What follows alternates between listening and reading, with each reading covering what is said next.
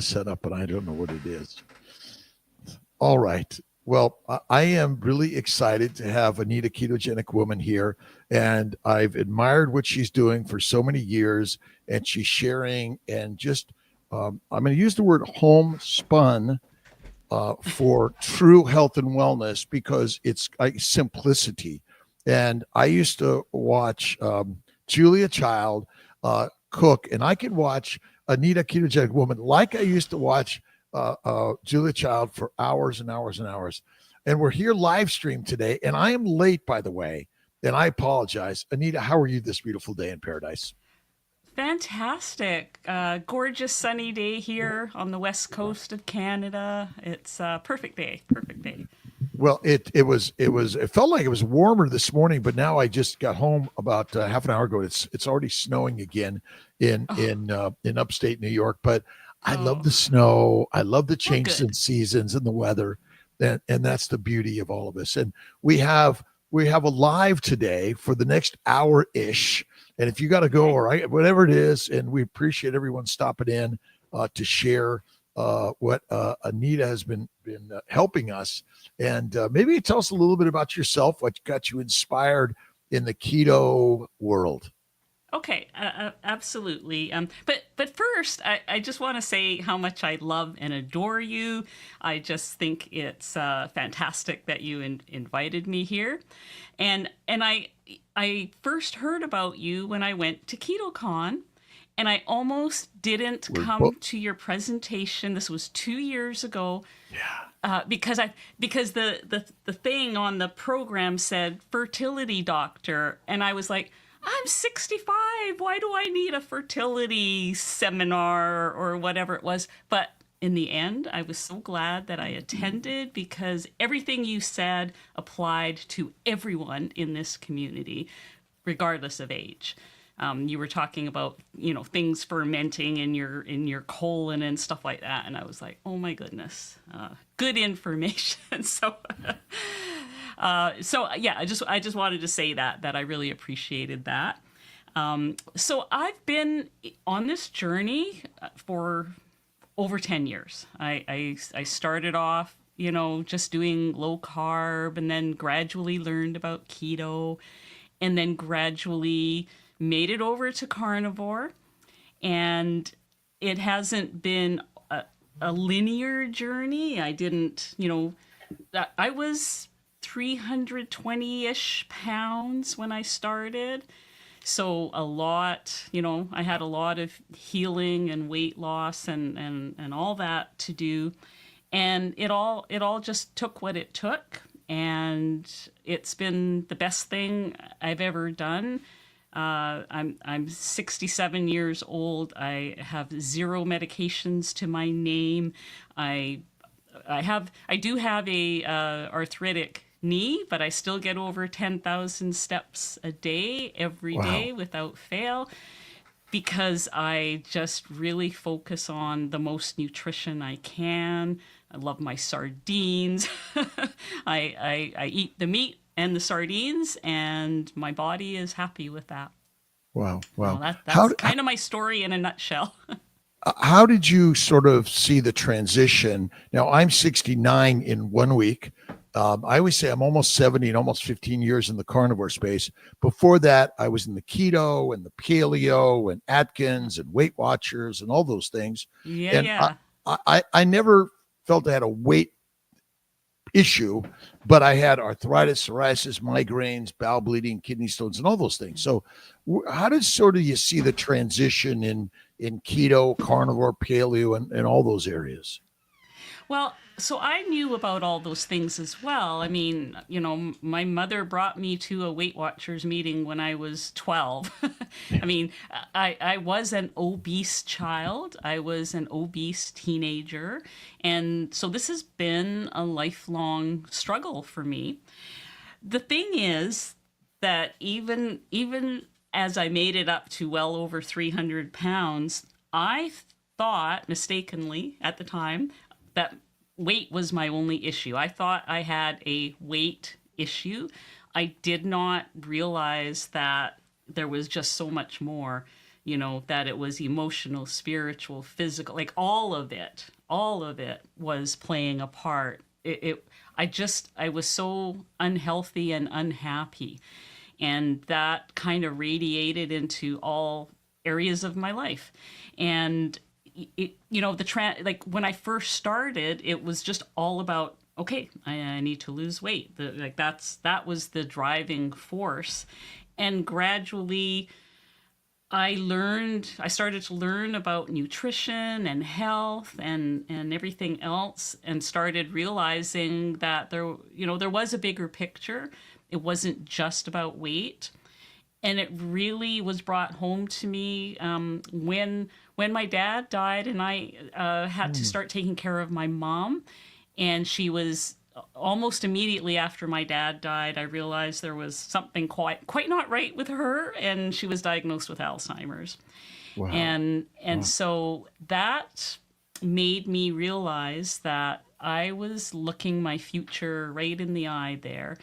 I had lost about half my weight at that point, when she was diagnosed with Alzheimer's.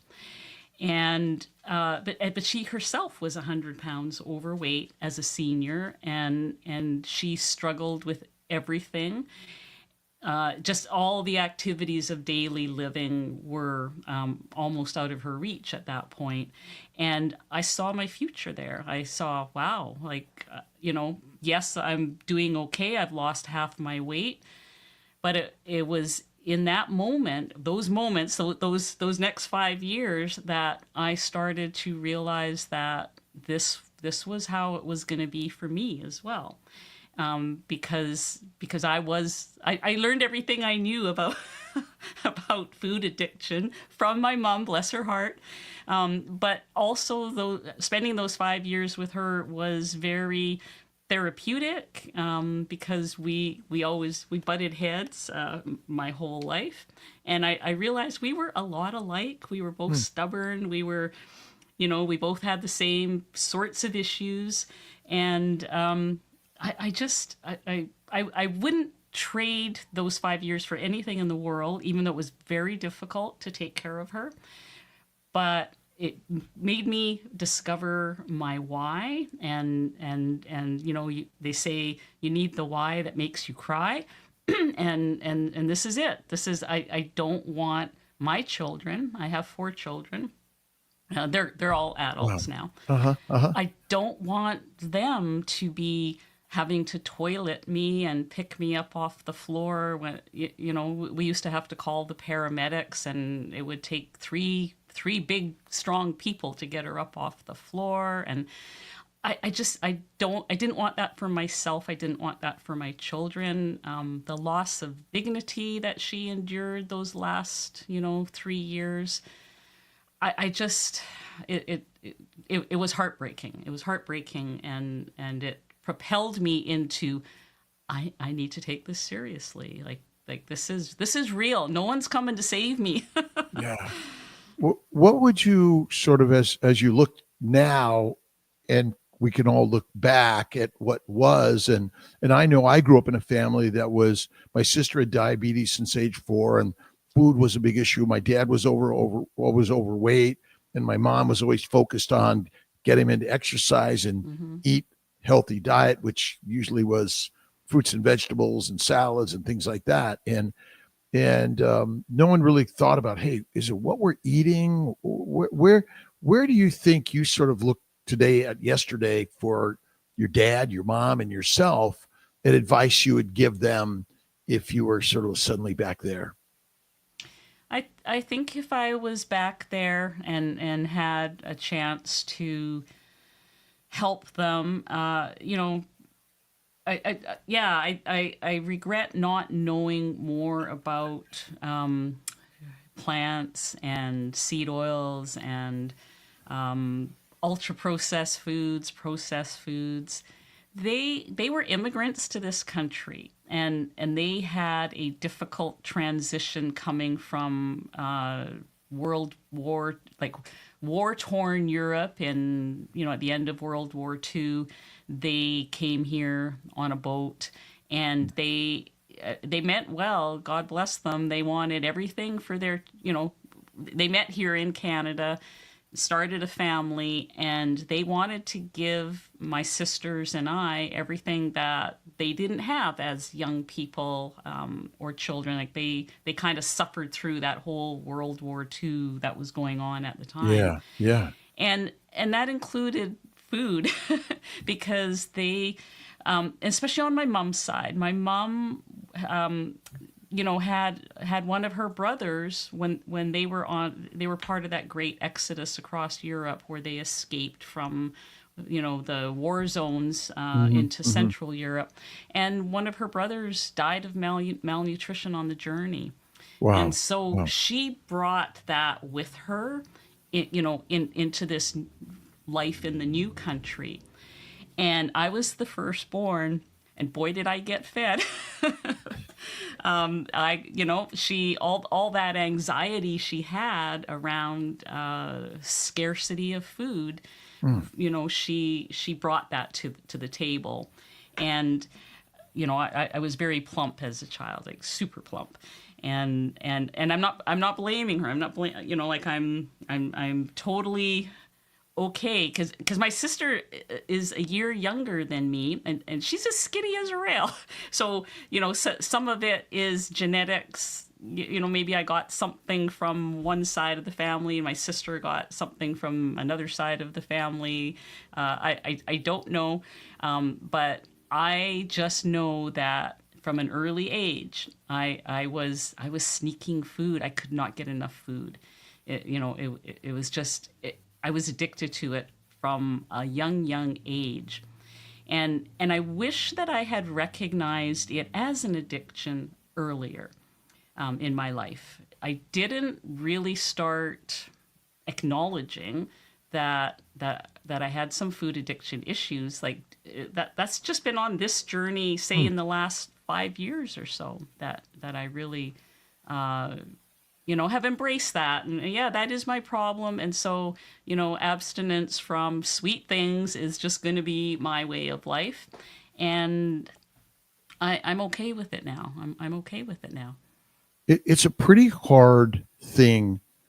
We live in an environment of an abundance, and our parents and grandparents, depending on where they're from, they lived in a lot of a lack and not having enough food, and the brain is just it wants to eat, and it wants to eat the sweets, and it wants us to get fat, because I imagine for eons, evolution of all humans, that food was scarce, and suddenly we have abundance.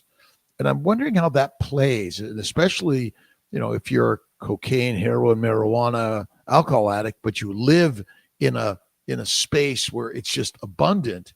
Is it easy to give it up? Yeah, it's certainly not, because I think that the food manufacturers, the ones that make all the processed foods, they know how to make it even more addictive than it is. I grew up pre ultra processed foods, but I knew what to go for. I knew that I could, my mom baked everything from scratch, and so I grew up early knowing how to make 2 or 3 ingredients, and you got sugar cookies, right? And so if I wanted to do something like that, even as a 10-year-old, I knew how to do it. I knew how to make that stuff. So even though that predated processed foods, that amount of sugar that I always wanted to go for just was, it was in me early. And then, to be able to just so easily buy these things off the shelf and, drive through into a restaurant and pick it up. And now they've got DoorDash and Skip the Dishes. It is just so easy to get the food. Our devices are just, it's so easy today. And by the way, for everyone who's listening and watching, if you have a question, please put it in there. If you have a comment, where are you from? I see people from British Columbia, all sorts of places around the world. That's where I'm from. Yeah. Vancouver area. I can't remember where in the BC. Vancouver Island. Yeah. Which I absolutely love, Vancouver Island. It's a great place. If people haven't visited there, you must go. I wonder if those people that get obese easy are actually the reason that humanity even is alive. Because if you get fat fast and easy in an area of lack, scarcity, Yeah. you are likely to survive and reproduce. Where those that couldn't get fat easily, they would die. And I have a sense, and I haven't really, that people eat, quite often we eat the same things, but some people get fat fast and other people never get fat. Yeah. So, and in actuality, there's nothing wrong with us. There's more right than we know. And I personally believe that obesity is not a disease. It doesn't cause any diseases. But I'm wondering, as you talked about processed foods and the producers of our food today, and maybe there's a lot of toxins or chemicals or antigens that may be part of the problem.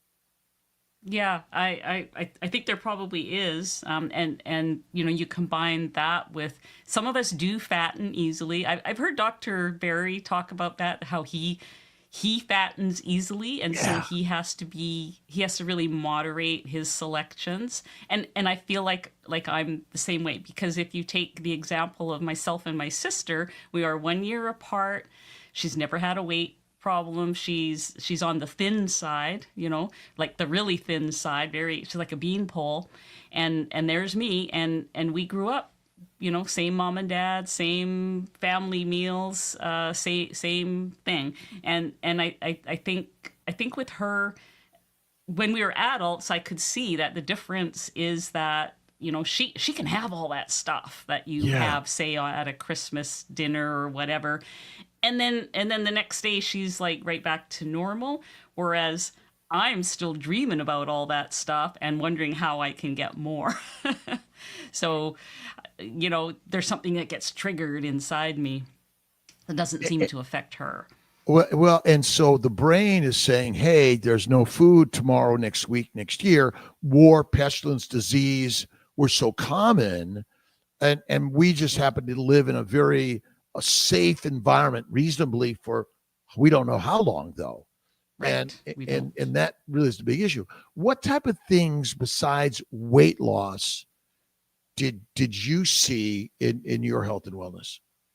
Well, so I used to have plantar fasciitis. That was a big one. That and if anyone has ever had that, you get up in the morning, you get off your bed, and excruciating pain coming through your, you know, the bottoms of your feet right into your legs, and it takes a few minutes to be able to walk normally. So that was one thing. I have arthritis in both my knees, probably from carrying all the extra weight over the years. My right knee is, you know, very early stages, but my left knee is bone on bone, they say. And I was on the Canadian surgery wait list can be quite a few years, but that's okay, because during this time, as I was awaiting for my knee surgery, I was working on you know, losing weight and eating better food, and discovered sardines along the way, and then all of a sudden they phoned me last September to make arrangements for the surgery, and I said, you know, I think I'm good. I think I'm gonna wait, because I still have the arthritis, but what I don't have is pain. The pain went away. And so that has been cured with carnivore. Wow. Now, even when I was clean keto, the pain was still there. So the pain didn't actually go away. And same with the plantar fasciitis. Both those things were an issue even doing keto, but they just all of a sudden became resolved with, you know, going that extra, you know, just being carnivore. You know, I had high blood sugar, you know, 10 years ago. So I never was diagnosed with diabetes, but I was up there. You know, I'm sure that would have been a conversation coming my way if I hadn't of done the, you know, going on keto. I always had high blood pressure back then, so my blood pressure is normal now. Everything is like, all all my lab work, everything is just really good. It's, the doctor, she always looks at it and says, nah, nothing to see here. This is all very good. You're do whatever you're doing, keep doing it. And little does she know. Well, what are your thoughts on where do we go? And certainly, growing up, we didn't have any outside influences like we have today on social Yeah. media. And what are your thoughts on how social media around the globe, from everyone and anyone that can tell a story that is healing because you didn't get it from your doctor? No, no. So there's good and bad with social media, as with almost anything else. Now, I Yeah, grew up yeah, with no social media. I mean, our social media was, riding your bikes, and if you saw other bikes at the side of the road, you threw your bike down and went to join the kids, and that, that was how we got together.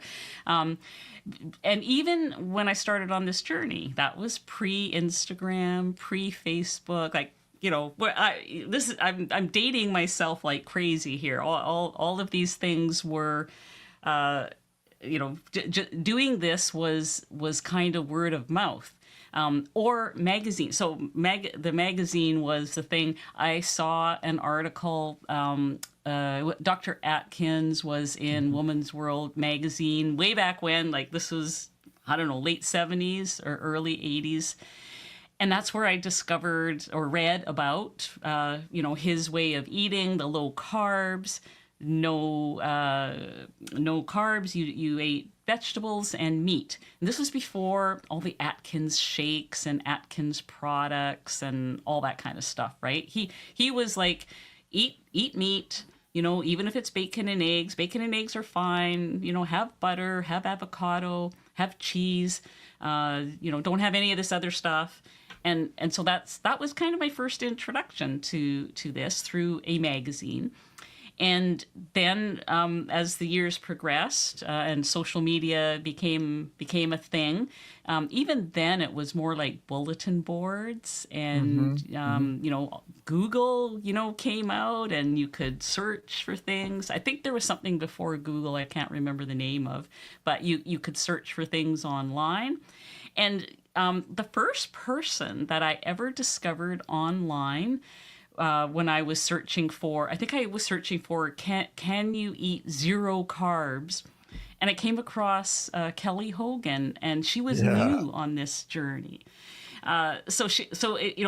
We're talking probably 2012, I think, or 2013. So she was brand new on this journey, and she had just written, her and her husband had done some website articles, and I just like soaked that up. And there was really no way to follow her because, like I said, this was before Instagram and even Facebook. But then I reconnected with her, years later. But yeah, it was a slow process of learning these things, and so then finally, with with social media, I mean, a whole new world opened, like YouTube, all that kind of thing. The downside of it is that people say to me, I don't know who to listen to. There's just so many opinions. This one says high fat. This one says not high fat, moderate fat. This one says you need high protein. This one says you know what I mean? Like there's, people get confused and they don't know who to follow. And I'm not really like that. I like hearing 100 different opinions. I really do. And mhm. I'm of the mindset of, okay, they're all coming from a different context and different life, and different things have happened. They've got different health issues. So certain things are going to work for certain people and maybe not others. So it's just a matter of trying things out, like not being afraid to try different things out and see where you fit. I mean, when people ask me where to start, I just say, well, just eat these foods. It's more about what you're not eating. Eat whole single ingredient foods. See how you feel, and then tweak it later. We can't figure it all out the first week, and I think a lot of people come to this and want to be cured that first week, and Mhm. it's just not going to happen. It takes time. Takes time. You got to get all that stuff out of your system. So 'cause I agree with you that there's a lot of advice out there and Hmm. examples and stories, and it's hard to know which is the right one. And maybe there are lots of different right ones. And I think that's the truth Yeah. here, because each and every one of you and us need to find what feels right. And you have to test it out. And so you really don't know until you do it. And I'm curious, what is it, Anita eats on a daily basis? What's your variety or Well, non-variety? yeah. These days I focus mostly on beef and lamb. Those are my mainstays. I even did 60 days of lion diet, like strict lion diet, Wow. in the fall. I even gave up coffee, and I still haven't Me brought it me back. too. Me too, by the way. Yay. Yay. That was kind of one of the last things I cleaned up was the coffee. And so not having the coffee has kind of helped me not have as much dairy, because dairy, Yeah. can be an issue. I am trying to, keep that at a decent, moderate, level. But yeah, so beef and lamb are the mainstays of my diet, and canned sardines. Those are the three things I eat the most often. In the beginning, I mean, I just ate all the meats, and now, those are the items. Sometimes I'll have some pork because I love pork belly. Yeah. Sometimes I'll have some chicken, like because I like chicken wings, chicken thighs. But those are, they're few and far between. It's just evolved that way. Mhm, mhm. So yeah, beef is my favorite, and second to that is lamb. I just love lamb, and I love a good salmon fillet, good wild Yeah. salmon fillet as well. It's our evolution. We want to get so Annalisa Murphy has a question. Greetings. I'm living in New Zealand. I've been keto for years, now carnivore since beginning of the year. I've lost 8 kilograms over a year, now a bit thin. Oh, Tips on how good. to gain a few kilograms or pounds.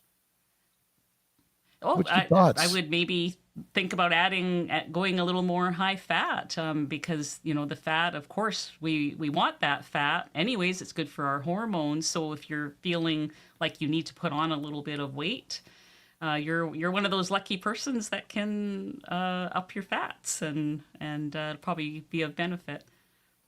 Yeah, I think adding fat. What are your thoughts on dairy? Do you do it? Do you think doing it on a regular basis is okay? Some people can do it, some people can't. Where do you? What's your Well, for opinion? me personally, I've had to accept that it needs to be a condiment and not a mainstay. Yeah, so yeah, yeah, so I'm not doing, cheese quiches or carnivore cheesecakes anymore. As much as I love a carnivore cheesecake, I love your carnivore ice cream. I could eat your carnivore ice cream till it's coming out of my ears, but it yeah. would have to be something like a monthly treat for me, not even a weekly treat. So yeah, for me, very little cheese. Other people just seem to thrive on it. So it's something you have to kind of try and see. So, sardines. I'm not a big sardine fan yet, but sardines? Dr. Boz loves sardines, and I love Dr. She Boz's does. sardine stuff. She's amazing. Yes, She's a rock star. Where do you put sardines in this? You sound like you do consume them often, and I do. yes, I do. So I try to have some kind of seafood almost every day. mm, So mhm. along with my beef and lamb, you'll see a can of sardines on my plate. Um, Now I don't do that every single day, but it I make a conscious effort to have that. They're good with, like high in omega 3s, vitamin D, calcium, all those good things. Any fat, it doesn't have to necessarily be sardines. Any fatty fish. So Yeah. we're talking salmon, herring, anchovies, sardines, mackerel is another good one. Those are the ones that I do most, and just like to include them often. Dr. Boz loves those 3-day sardine challenges, and Yeah. that was my first exposure to sardines. And but I don't think people have to, if that thought just is revolting to you, you don't have to do that. I mean, that was just something that I decided to try, but just have some seafood in your regular rotation if you think you can benefit your joints. It really is good for inflammation of your joints. So if you're like me with an arthritic knee, it can be helpful. The use of sweeteners Yeah. and even the sort of non-sugar sweeteners. What is your Yeah. opinion on that? Well, so I used them for years. They got me into a lot of trouble when I was keto still, because I got into the whole keto treat scenarios. And after a while, I had to come to terms with the fact that that was holding me back, one of the things that was holding me back. And even as a carnivore, I had some trouble letting go of the sweeteners. Mm-hmm. And but now that has changed, and I've come to terms with the fact that sweet tastes, whether it's stevia or like a natural sweetener or an artificial sweetener or the real thing, they can be triggering to me.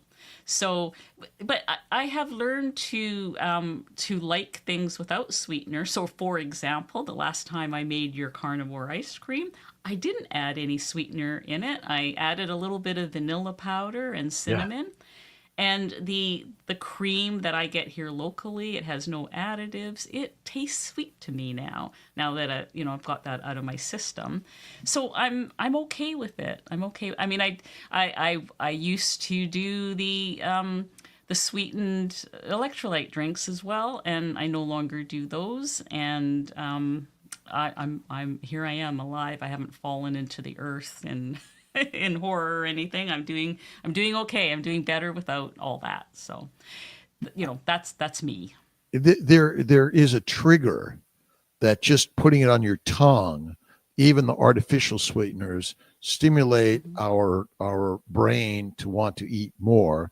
And I Yeah. imagine, evolutionary speaking, it was like, okay, there's a sweet fruit here, and there's lots of it right now. Yeah. But if you don't eat it right now, you could be dead next week.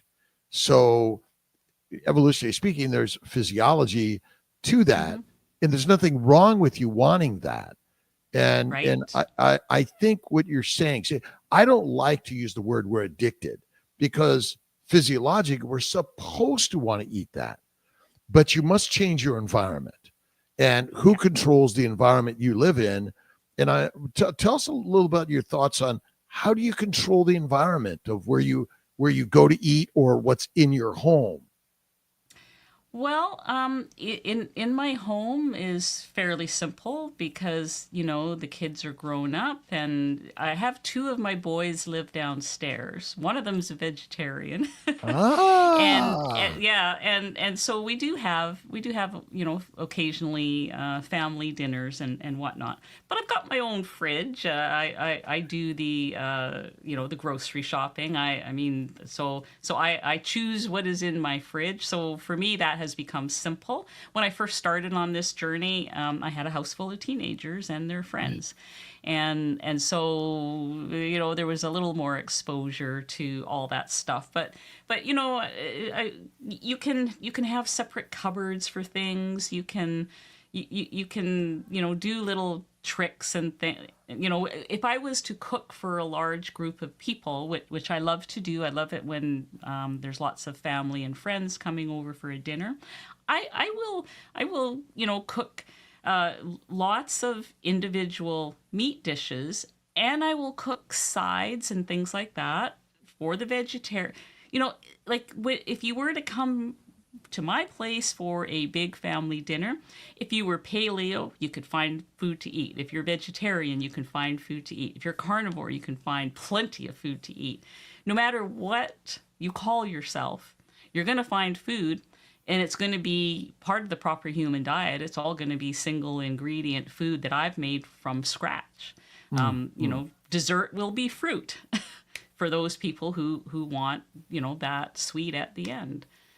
So, I've learned to embrace that and know that everybody has their own version of a whole foods proper human diet, because some people, it's a spectrum to me, and I'm just somewhere else on the spectrum from everybody else in my family. But they respect that, and I mean, I don't complain about their vegetables if they don't complain about my meat. The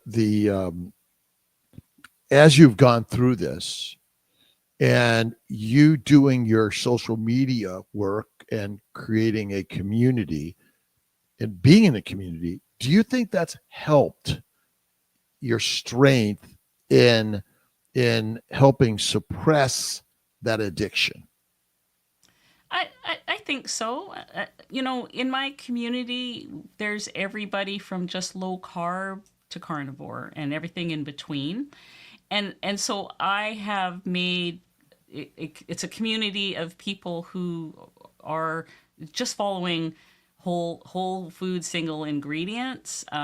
Sometimes people will post things that I could never eat myself, Mm-hmm. but I try to meet people where they are in their journey, and hope that through education they will eventually realize that seed oils are not what you want to eat, and be a little more choosy with things that they buy from the store. They might eventually realize that reducing the carbs might get them further along. I don't know. I don't judge what other people eat. I've just figured out what works for myself, and follow that without apology. This is how I eat. This is how I need to eat.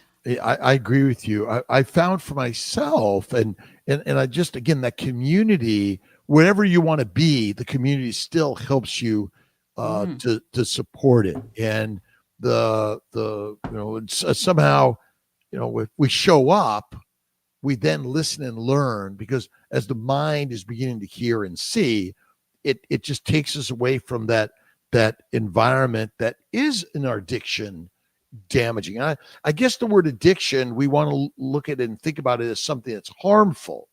Obviously, I'm addicted to breathing, but it's good for me. And yeah, where, you yeah. got to eat, but it's really the part that is harmful. And maybe, Chow CEO, this is a little bit of an important question about your history of bone on bone and arthritis.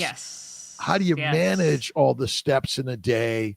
And is keto carnivore really sort of changing that for you also? Absolutely, because in the beginning, I couldn't, when before I started to go on this journey, lose some weight, I couldn't even make it to the mailbox down the street. I mean, it was every step was a painful step. And so, being carnivore took away the plantar fasciitis. It did not take away my arthritis. I still have the arthritis, but it took away the pain.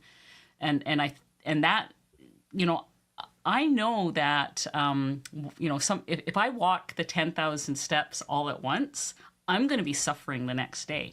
I break it up. So I do a 30-minute morning walk, and I do a 30-minute evening walk, because I try to get the sunrise and the sunset. In the day, I get up and I do what we call little exercise snacks. So, because I work at a desk, and so I get up throughout the day, um, say at least once every hour, do some squats, do some counter or wall push-ups, that kind of thing, like just sort of keep things moving. And under my desk, I also have a recumbent, not a recumbent, an elliptical little wheelie thing. Ah, It's very quiet, very silent. And if I'm sitting here working, so easy for me to just put my feet on there and keep my knee moving, like that. Like, that's, I got it for my knee, so it keeps that motion going. because I think that's important if you have arthritis in your knees to do all of those things. But so I'm careful about how I do those 10,000 steps.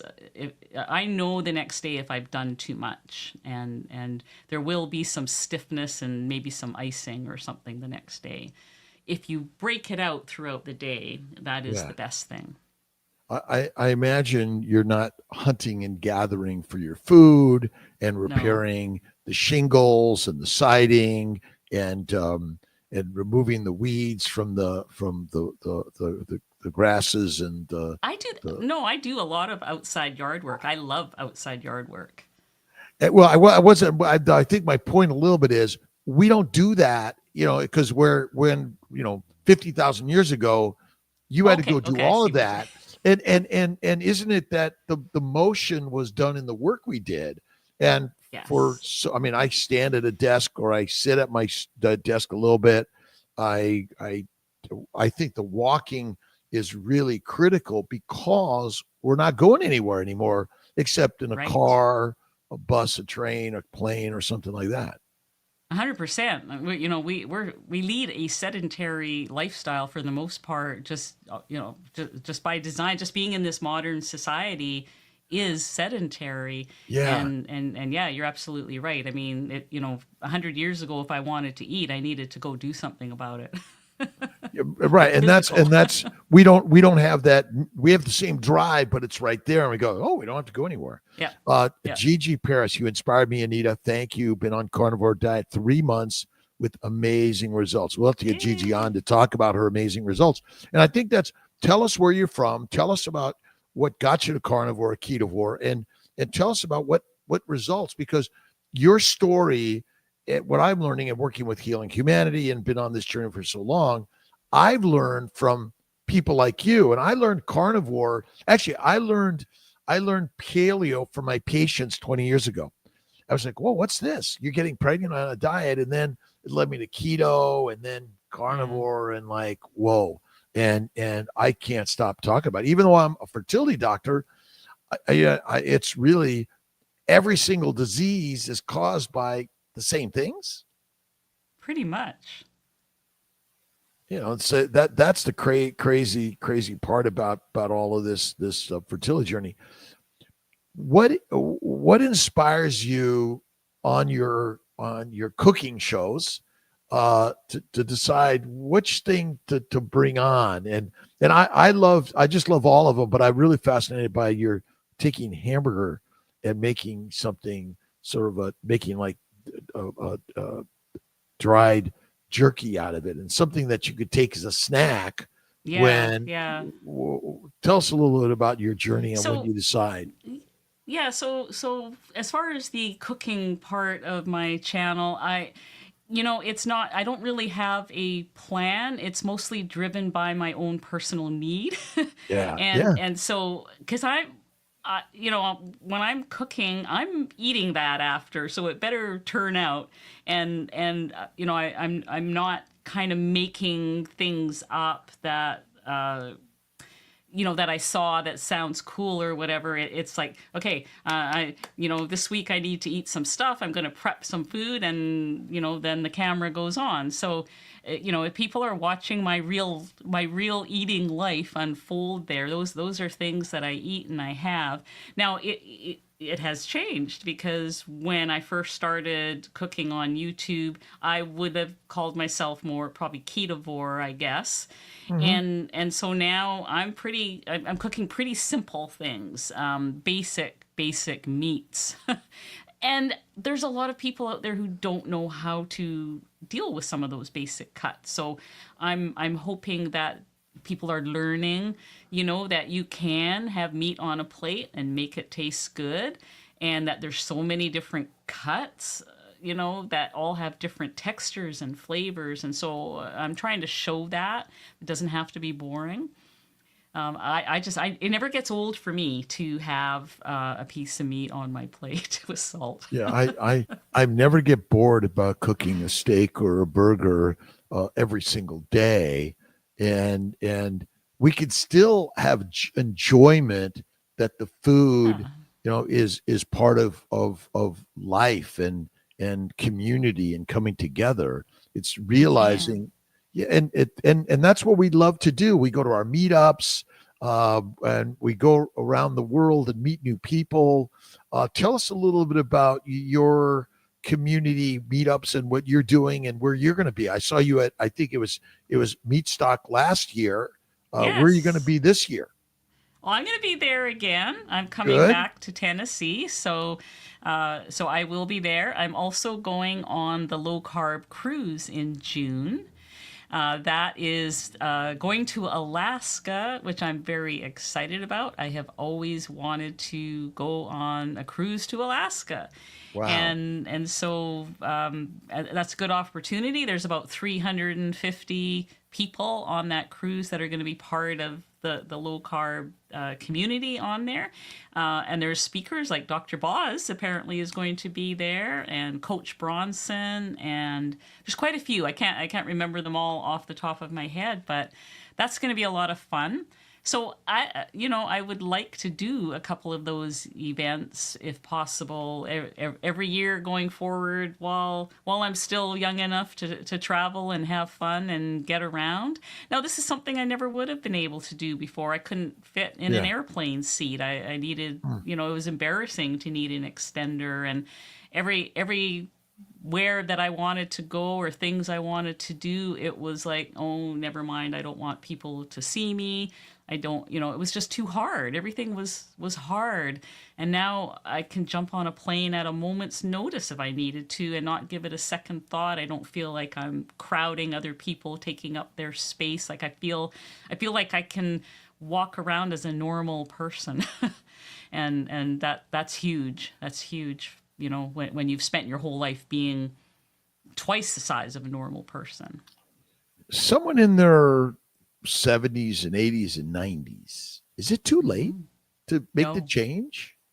100%. It is not too late. And I have people that follow me that are in their 70s and 80s, and some of their stories are mind blowing.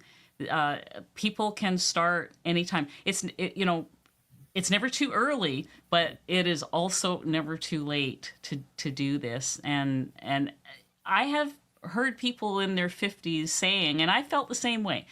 Uh, you know, is it too late for me? I'm in menopause, or I'm, post menopause, or whatever. I just feel like I can't get anywhere. And I even had a doctor tell me, uh, just before I turned 40, once you're 40, you're not going to be able to lose any of this weight. So you need to do it now. And that turned out to be so not true.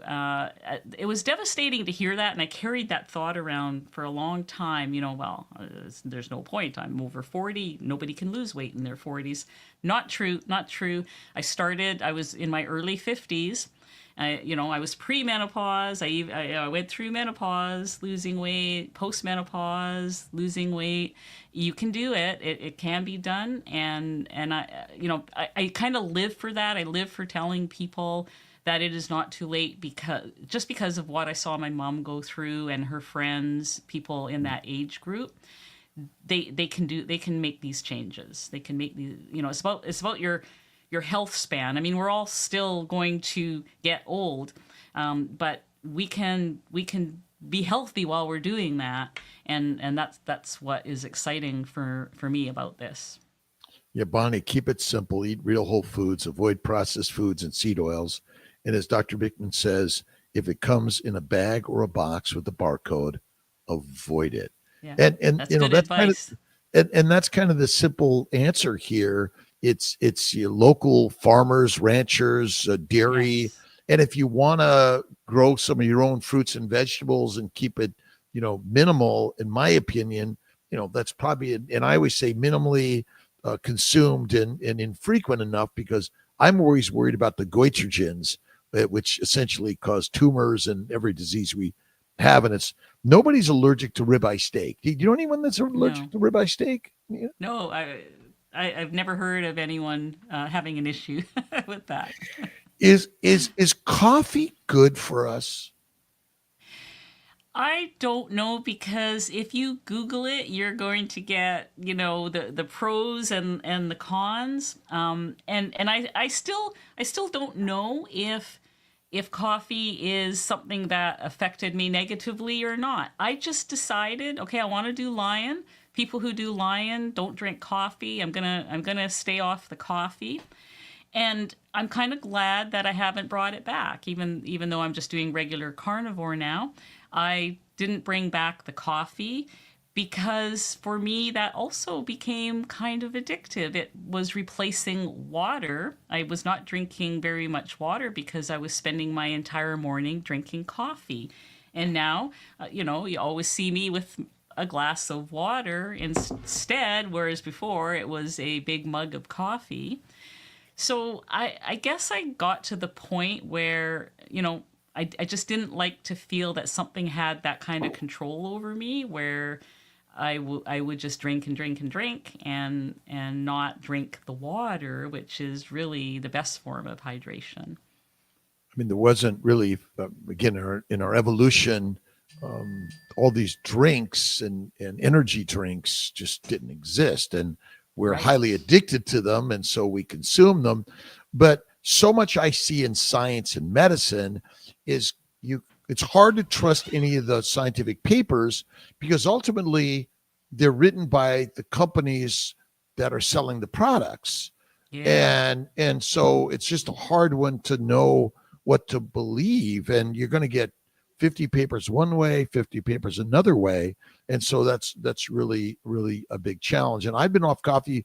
I technically I've been off for almost 2 years, but the Okay. year prior I did 1 month, so I was off coffee in 23, but January 24 I decided to do decaf again, and then for like a month and a half, and then I stopped again.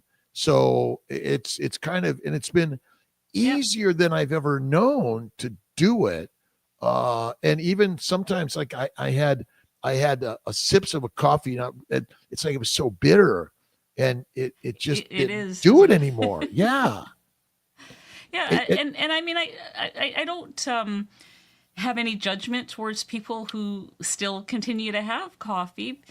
I mean, look how long it took me to to stop drinking it. Who am I to judge somebody who says, I've done this and that, and I'm not ready to give up the coffee. And I'm like, yeah, fine. It's all good.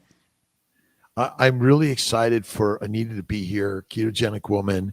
You have to just check her stuff out. And I'm sure many people have seen her, but really our intention is we share the word around the globe. And thank you, everyone, for being here. You matter a lot. And the more we share with likes, subscribes, and all those things for each of us, by the way, because we're Yeah. changing the world one human story at a time. And if you're waiting for the science and medicine to give you something that's true and there'll be no other opposites, it'll never happen because that's not human nature, is it? No, we have to do this for ourselves. Yeah. We have to. No, nobody's coming to rescue us with a magic pill or a magic drink, a magic shot. Some of those are supposedly out there, but they're not going to be even, they may be a partial answer for some people, but they're not going to be the whole answer. Eventually, we have to come to terms with the toxins, the stuff in the food, all the processed food. Eventually, we have to come to terms with what do we really need to eat for our, nourishment of our bodies. Stay away from plants because they're predators and poisonous. They want to take us down and make us fertilizer. And when you eat a plant, it's still alive, by the way, because when you're dead or before that, it'll grow within you and come out of you in one way or another. That's kind of It crazy. will. Yeah, yeah. What are your thoughts on fasting? What's your experience? How do you handle those times that you're Well, like, oh, I'm not going to eat? so I don't do purposeful fasting, like as in say a 3-day water fast or something like that. I'm not saying I never will. I just have difficulty with not eating, and that might just be my thing, because I know a lot of people who have done really well with fasting. I tend to fall naturally into a 16 to 18 hour fasting window, and I'm kind of happy there.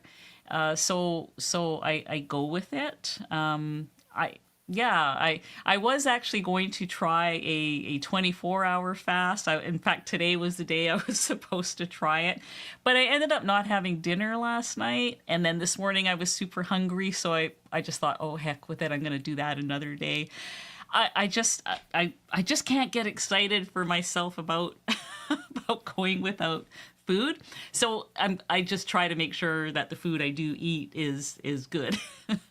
I think fasting is very therapeutic. It's spiritual. It's Yeah. strengthening. It's not required.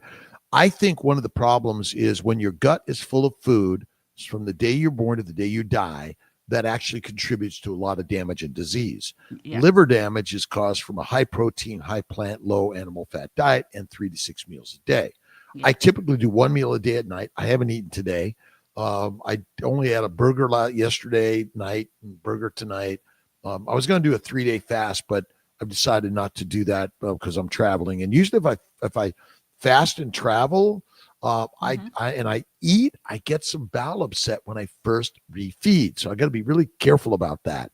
And Right. and but I don't think it's required, but it does heal a lot of diseases. If people just can't heal them, do a 3 to 5 day fast, and like it's quite radical and amazing.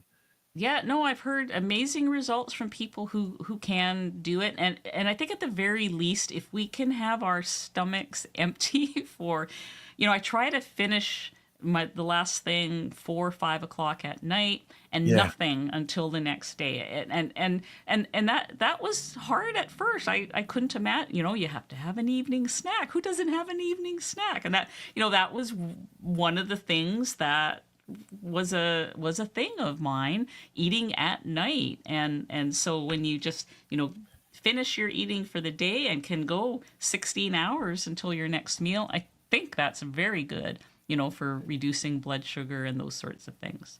Is our problem we just don't we're not doing anything, we're watching things.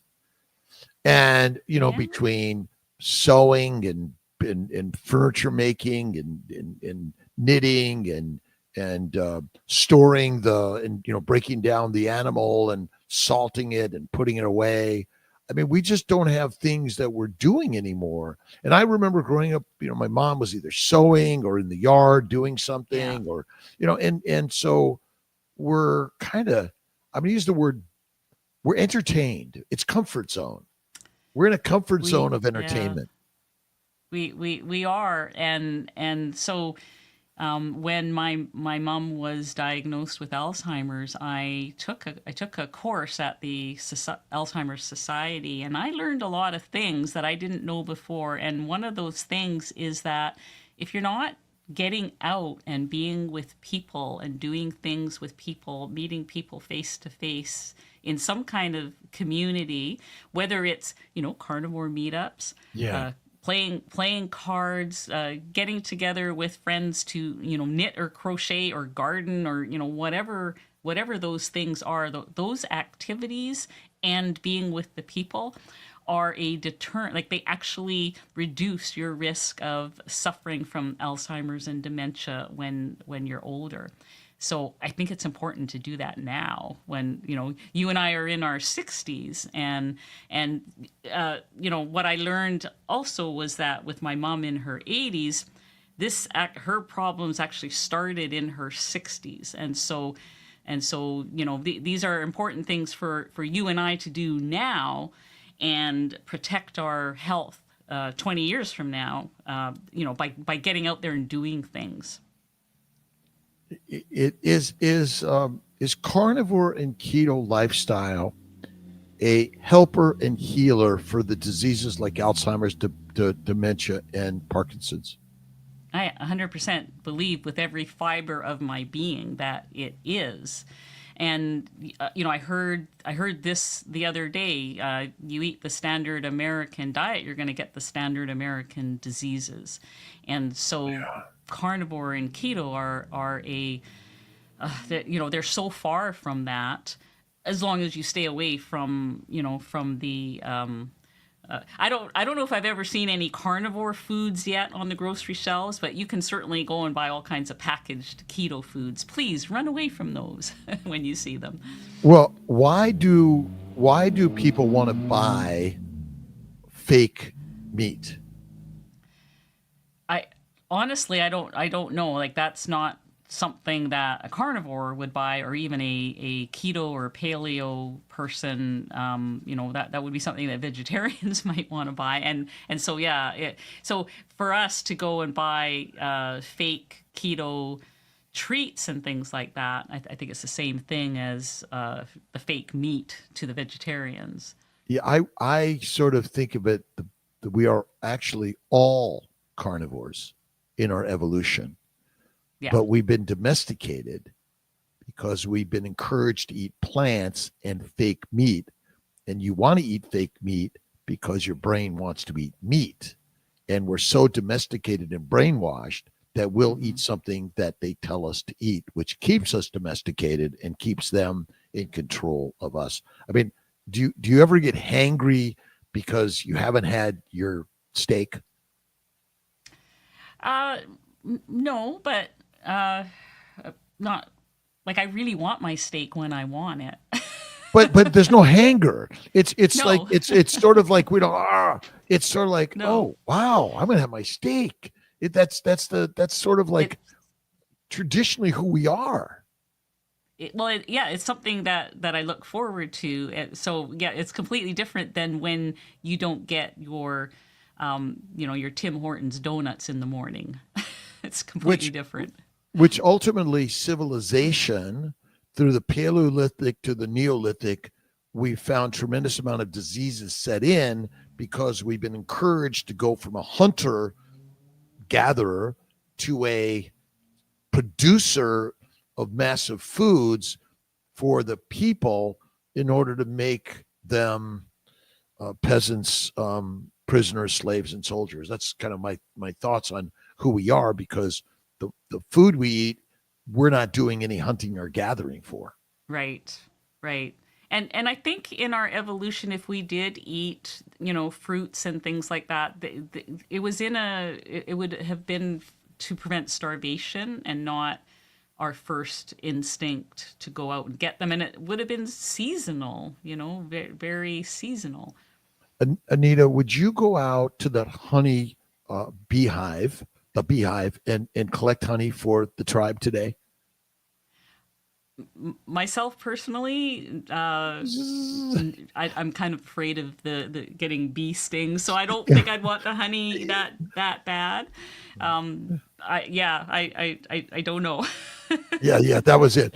Sardines in oil or water? What's your? Either. Either. I mean, I eat both. Olive oil, though. Please don't buy the ones that are in the seed oils, because there's plenty of those on the shelves. Look for the good olive oil, or the water, and add your own fats to it.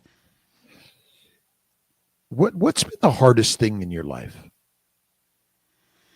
Oh, I don't know. I've had a really good life, all things considered. I don't know. Yeah, we'd need a half hour for that one. But yeah, I wonder if the things we've suffered from that we maybe thought at the time this is hard actually turned out to be the sunlight things, the things that sort of Yeah, gave us that sparkle and that shift and change. Where, because your yeah. stories about your mom, that must have been very hard, I imagine. That But was that but that as a that was. as a daughter, and I know I saw my parents through. My parents lived to almost 94, and they both had some Alzheimer's, dementia. My father had some heart disease. My mom had a stroke. But I would not want to do anything different than I did in taking care of them, and I'm sure you felt the Yeah. same.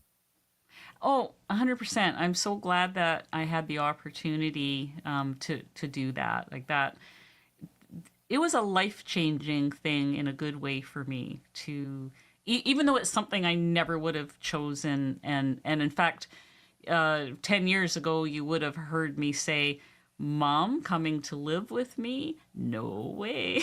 I would not, I would have been that person that would have said like, not happening. But it happened, and it was probably for the best. Are there any things that I haven't asked you today that you'd like to comment on? This has been a really good conversation with you, Dr. Kiltz. I really enjoyed this. I like going live. I like interacting with a live audience, and I do that. I do that every week as well. And love to see people's questions because I learn so much. Like you mentioned earlier, I learn so much from the people that come and ask the questions and tell their stories, and I think there's nothing better. So I honestly don't have anything to add except that whatever your circumstances and age and abilities are right now, it really is not too late. And if it's to be, it's up to me, which means it's up to you to make that change and make it a priority. And it is never too late. And reaching out to someone who has suffered and has some stories and solutions is one of the best things. And now, again, I go right to YouTube or Instagram, or my two go-tos to meet people and go to the meetups and ask the questions. That is so important. And we're all I just curious about, is it just easy to jump on live, or is there? I mean, I always have a little bit of like, I don't know. There's a little bit of something in there that says, well, do you really want to do this?